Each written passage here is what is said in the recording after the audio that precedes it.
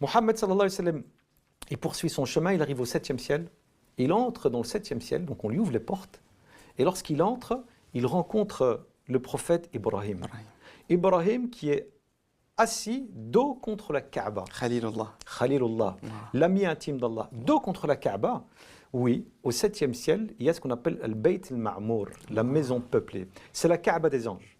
Nous avons notre Kaaba sur terre, et verticalement, si tu arrives à transpercer les cieux et que tu arrives au 7e ciel, tu trouveras le Bayt al-Ma'mour. Et le prophète sallallahu alayhi wa sallam a dit, al Bayt al-Ma'mour, chaque jour, 70 000 anges entrent tourner autour de la maison sacrée sans plus jamais y revenir. Donc je te laisse imaginer combien d'anges Allah a créé si chaque jour il y en a 70 000 qui font le tawaf autour de cette maison sans jamais y revenir. Et le prophète sallallahu alayhi wa sallam va aller à la rencontre d'Ibrahim qui va lui dire Marhaban bil ibn salih. Adam avait dit bienvenue au fils vertueux. Et Ibrahim, parce que Ibrahim est le père des prophètes, dira la même chose. Marhaban bil ibn salih, bienvenue au fils vertueux, wa nabi salih, et du prophète vertueux.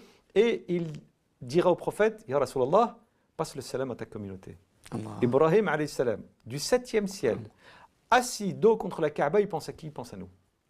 Et donc après avoir discuté avec lui, le prophète sallallahu alayhi wa sallam va poursuivre son voyage miraculeux, et ils vont donc dépasser le 7e ciel.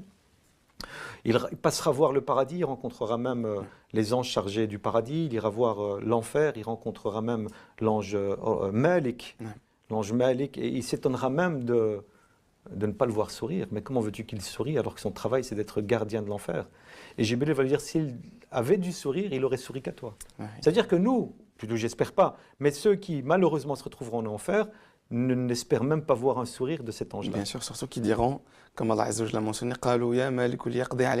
tellement qu'ils vivent dans une situation qui est catastrophique, souffrance totale, subhanallah, ils voudront même mourir pour juste ne pas ressentir, dis à ton Seigneur d'en finir avec yaqdi, vraiment, le mot il est très fort, subhanallah.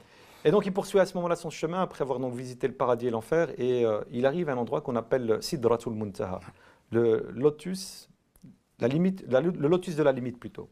C'est l'endroit où personne avant Mohammed n'avait pu traverser. Même Jibril s'arrête. Et Jibril explique à Mohammed, moi je me limite à ici. C'est-à-dire que si je continue, je fais un pas de plus, je risque de brûler complètement.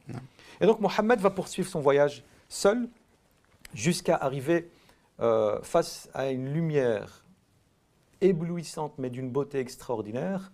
Cette lumière éblouissante d'une beauté extraordinaire, c'est le voile qui séparait Mohammed sallallahu alayhi wa sallam de son maître, de son Seigneur, de son Créateur Allah.